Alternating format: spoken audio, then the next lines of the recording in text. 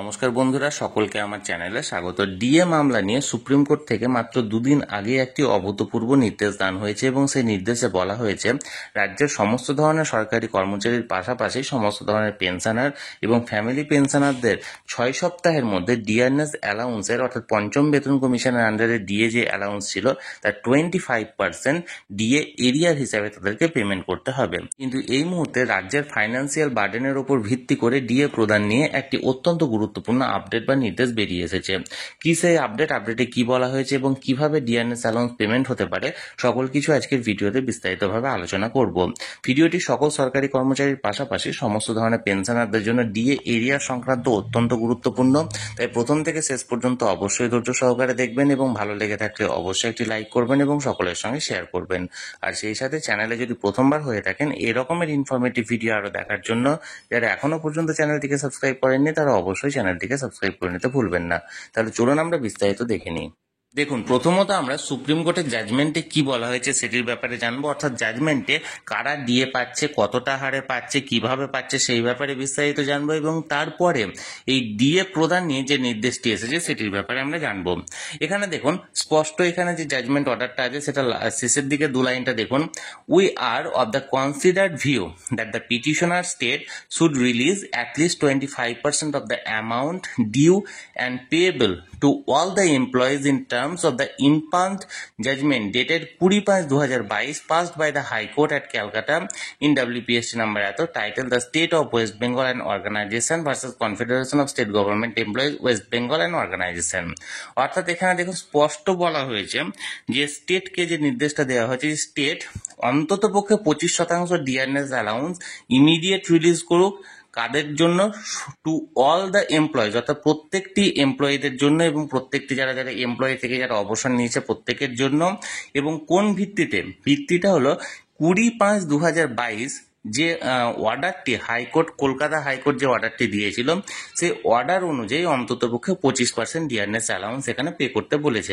শেষের দিকে দেখুন, এখানে শেষের দিকে স্পষ্ট উল্লেখ করা হয়েছে বিভিন্ন নাম্বার দিয়ে, within a period of 6 weeks from today, অর্থাৎ আজ থেকে অন্ততপক্ষে আগামী 6 সপ্তাহের মধ্যেই 25% ডিআরএস অ্যালাউন্সটা ক্যালকুলেশন করে এখানে যে সাবমিট করতে বলা হয়েছে অর্থাৎ দিতে বলা হয়েছে। এর পাশাপাশি আরো অনেক কিছু এখানে জাজমেন্ট বলা হয়েছে, যেমন দেখুন 2 নম্বর যে পয়েন্ট আছে সেটা শেষের দিকে 4 লাইনটা দেখুন, whether or not the right to receive DNS allowance is a fundamental right is an issue amongst other this court is called upon to consider, we shall do so.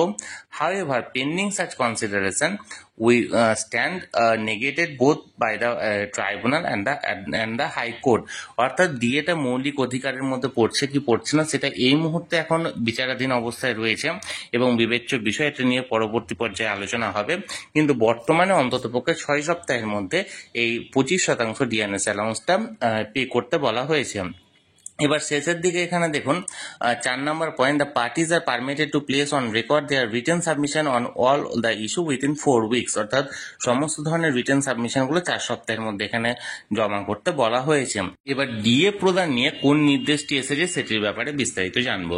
এখানে 6 সপ্তাহের মধ্যে অন্তত পক্ষে 25% ডিএ পেমেন্ট নিয়ে যে অর্ডারটি এখানে মানে সুপ্রিম কোর্টের নির্দেশটি দেওয়া হয়েছে সেখানে স্পষ্টত বলা হয়েছে যে 20/5/2022 ক্যালকাটা হাইকোর্ট যে অর্ডারটি দিয়েছিল সেই অর্ডারের উপর ভিত্তি করে কিন্তু এই ডিআরএস অ্যালাউন্সের এরিয়াটা পেমেন্ট করতে হবে। এখন 20/5/2022 যে অর্ডারটি ক্যালকাটা হাইকোর্ট দিয়েছিল সেখানে স্পষ্টত বলা ছিল, যেহেতু রাজ্যের তরফ থেকে বারবার জানানো হচ্ছিল যে মানে সেন্ট্রাল অনুযায়ী ডিআরএস অ্যালাউন্স পে করা সম্ভব নয়, কারণ রাজ্যের তরফে একটা ফাইন্যান্সিয়াল বার্ডেন আছে, একটা আর্থিক চাপ আসে, ফলে রাজ্যের কোমর ভেঙে যাবে এই এতটা ডিএ যদি বোঝা নিতে হয়।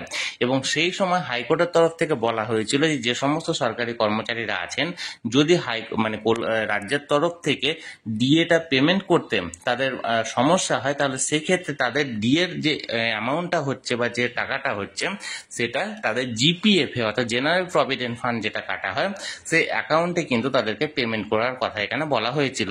অর্থাৎ এক কথায় বলতে গেলে তাদেরকে ক্যাশ না দিয়ে তাদের জিপিএফ অ্যাকাউন্টে কিন্তু সেই টাকাটি দেওয়ার কথা এখানে বলা হয়েছিল। 20/5/2022 যে জাজমেন্ট কপিটা এখানে দেওয়া হয়েছিল বা যে জাজমেন্টটা দেওয়া হয়েছিল ক্যালকাটা হাইকোর্টের তরফ থেকে সেই অর্ডারে।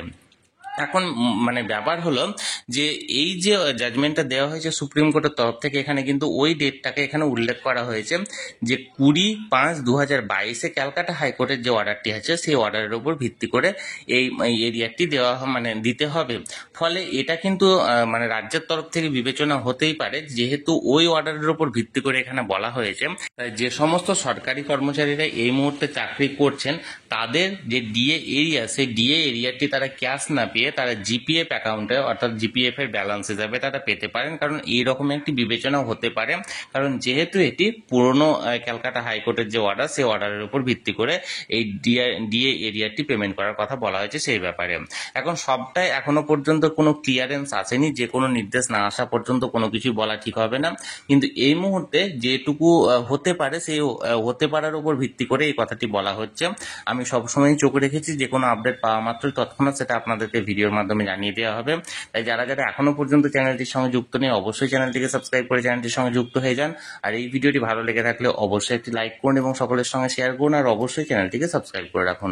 ধন্যবাদ, দেখা হচ্ছে পরের ভিডিওতে।